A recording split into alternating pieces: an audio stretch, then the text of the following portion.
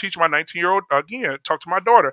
You are responsible for where your life is going. Yes. And if you get out and get pregnant by a man, or you get prematurely pregnant and you going out slanging that pussy from the free throw line, guess what's going to happen?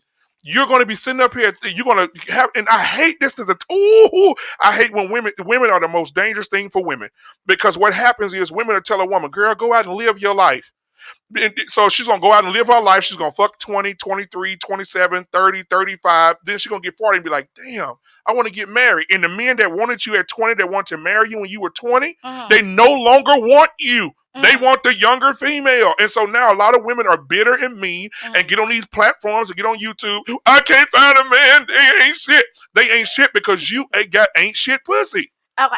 So if you had a 19, that was a cute speech. So if you had a 19-year-old son, I appreciate that. What would your conversation be with him? A 19-year-old son, same thing.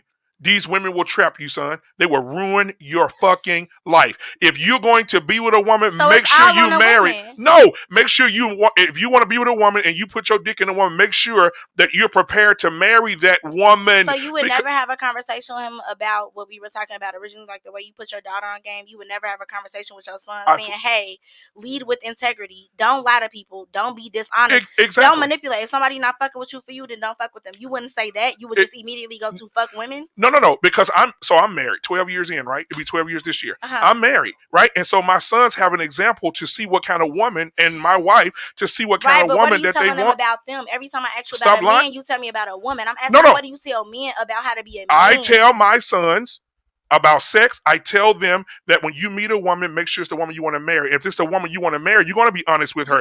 You're going to talk. Yes, you want to be honest with your wife.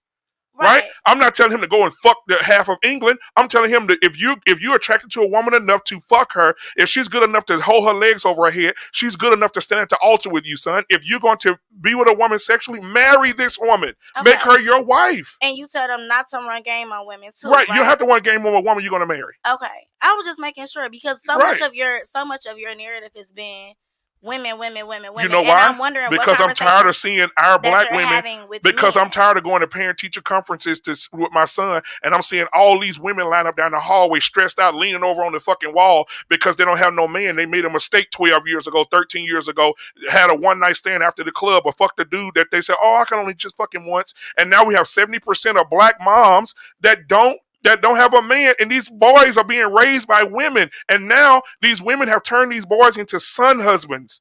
And now they don't make them clean up. They don't have no structure. They don't go outside and play. They don't do nothing but sit on their asses. And then when they get older, they become the same men that they mamas hate. And so now they're out here being Pookie and Ray fucking all the females, depending on females to take care of them.